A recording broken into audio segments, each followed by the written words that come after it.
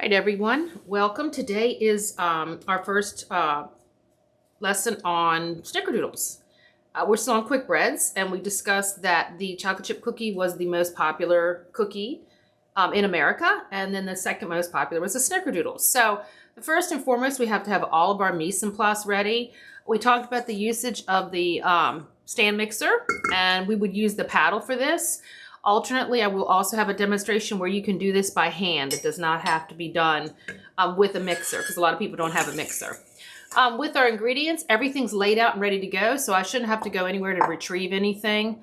And I wanted to talk a little bit about the requirements for butter for this recipe, which it is 8 tablespoons and 8 tablespoons softened. So I've had this out at room temperature for a little while.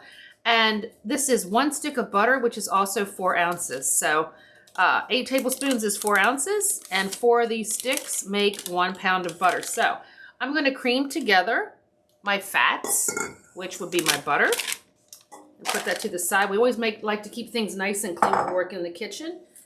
So butter, and then my shortening is going to go into my mixer. We talked about shortening.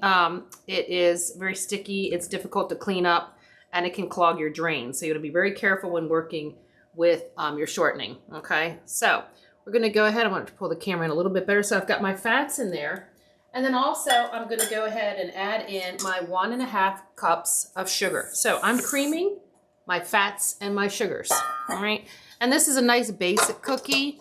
We're going to just use granulated sugar for this. Notice how I've taken my bowl. We talked about the cradle. I've cradled it on in here. All right. And I've clipped back so that I know it's secure. It's not going anywhere. I'm going to go ahead and insert my paddle and pull down to make sure that it's secure. Lift my bowl up, and I'm going to start this on a nice low speed. And you can see, you want to mix that up until it's light and fluffy.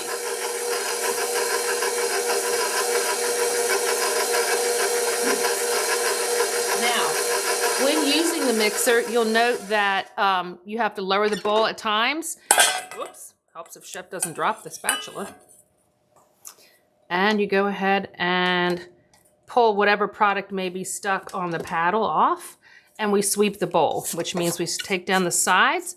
And that's the great thing about rubber spatulas. We use those quite a bit in the kitchen. They have this flexible portion on it. So you can see how it's flexible, and that's nice to get into the bowl and sweep things down. So I can start this on a higher speed, and we want this light and fluffy. So while that's going on, I'm going to go ahead and combine my dries. So for my dries, I've got 2 3/4 cup flour.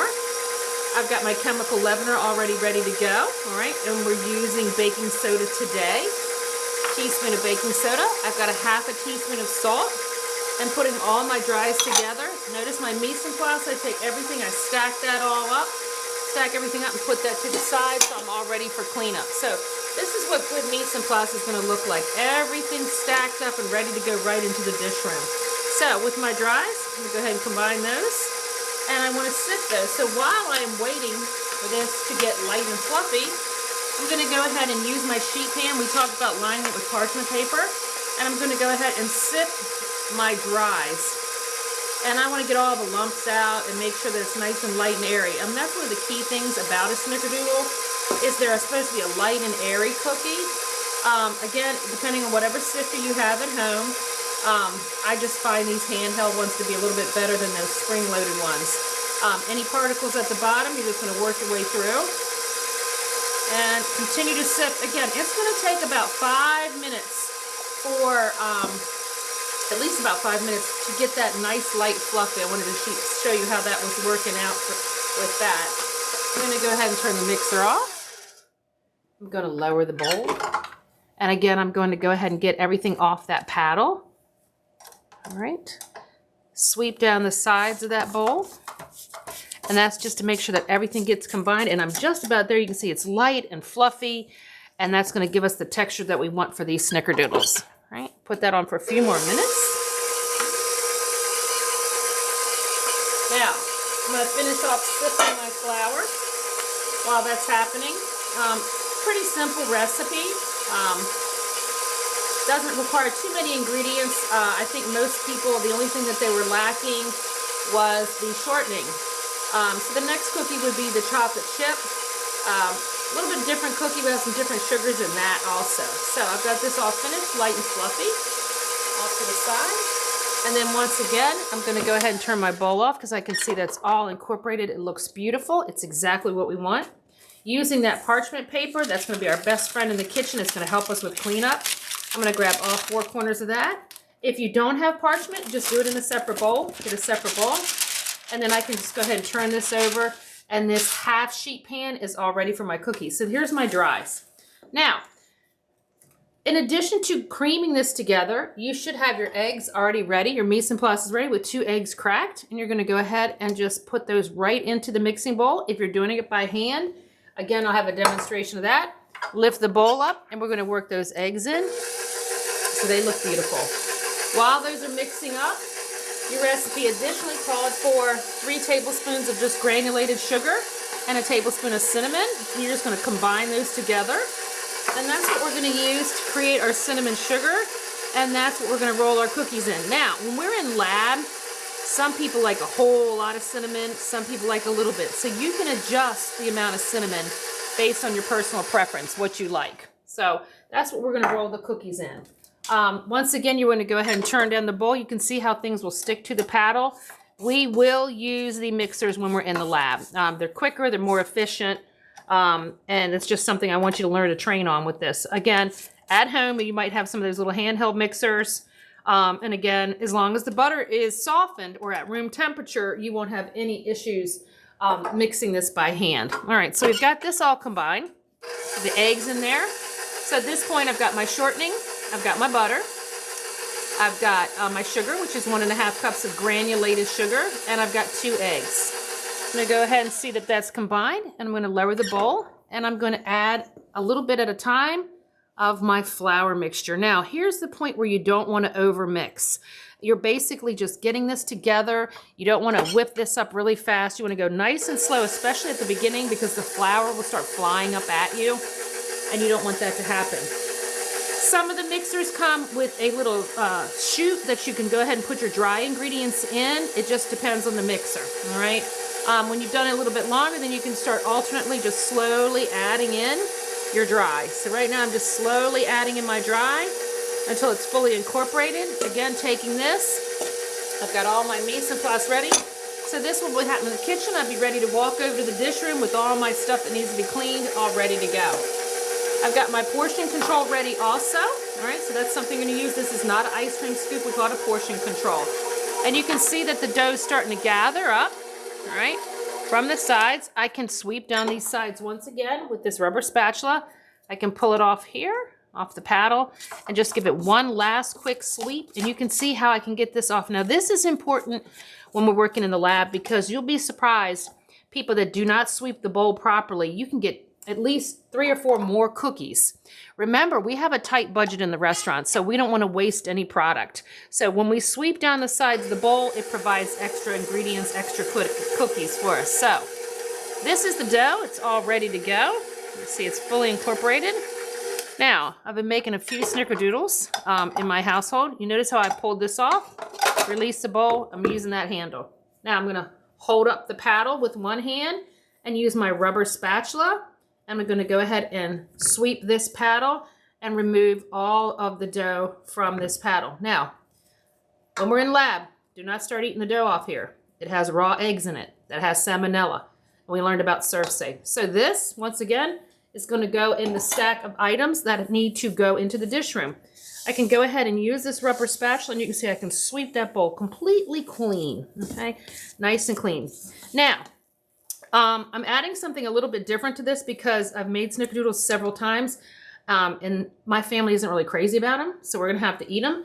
So you can alternately add different things to it, and for this, I'm just adding some chocolate chips because I know that they'll eat them if I add the chocolate chips. Otherwise, Chef's going to be stuck eating all these snickerdoodles. So this would be the same way that we make chocolate chip cookies, and I know some of you are pretty skilled cooks, and many of you are bakers, so I know you've had experience with making cookies. So there are the chocolate chip snickerdoodles are popular, and also right now the pumpkin snickerdoodles are popular, pumpkin chocolate chips. So lots of things. Cinnamon lends itself to lots of great ingredients and lots of great things. So you can see I've got that all incorporated. The one thing I do want to touch base today is on working with sheet pans and what we do in a commercial kitchen with our sheet pans. Again, this is a half sheet pan, and we use different numbers on each pan. So this would be a 6-4. And what I mean by that is I'm going to have 4 going this way and 6 going that way, 6 of the cookies. So in order to scoop, I'm going to go ahead and show you. We take the portion control, you scoop it, you hit it along the side.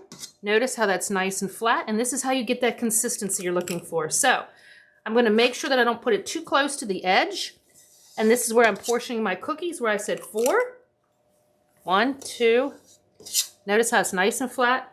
Well, this one I'm going to do 3 because I have a bigger cookie, bigger scoop. So 6, 4, but whatever I do across, so this is going to be 3. And then again, nice and level. So each and every cookie is going to look the same. And I just went with the bigger scoop. So this one's going to be 4, 3, which means I'm going to have 12 cookies. So if I have 20 of these pans, I'm going to know that each pan has 12 cookies on it. And then you just continue to scoop. Now, alternately, I could take these, and these would be called the cookie pucks, and I could freeze these and then remove these and go ahead and set these in a freezer bag. And then in the commercial kitchen, we can pull out cookies whenever we need them. They're ready to go. So I wanted to show you the standard scoop. Now, let me show you continue with the layout of the cookies. Let's see what our yield is. So yield is how many cookies I can get. These are pretty big cookies. I would probably go a little bit smaller with this, not quite this size, but look, if it looks the same, it cooks the same, and all of these cookies are going to be consistent, exactly what I want. Now, chocolate chips, in those, as I said, just a little bit of a variation. You've got your cinnamon sugar, it's all ready to go.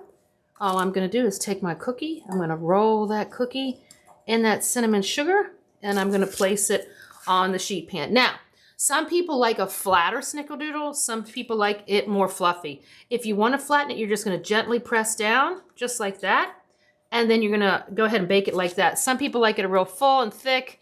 I like mine a little bit thinner and crispier.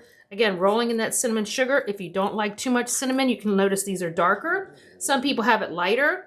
You're always going to have leftovers, so I have some cinnamon sugar left over from before, and we just combine those and keep using it. Make sure we cover it. Cinnamon can be expensive, and these are your basic snickerdoodles. Again, there's all kinds of variations. There's coconut snickerdoodles, lots of different things. Second most popular to the chocolate chip cookie. Each sheet pan will have the same number on it.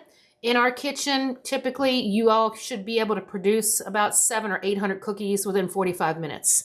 And this is what helps us get the count. We don't go through and count them. We know that each sheet pan has the exact same number of cookies on it. Also, is a great way for me to identify when somebody's grabbed one off and eaten one.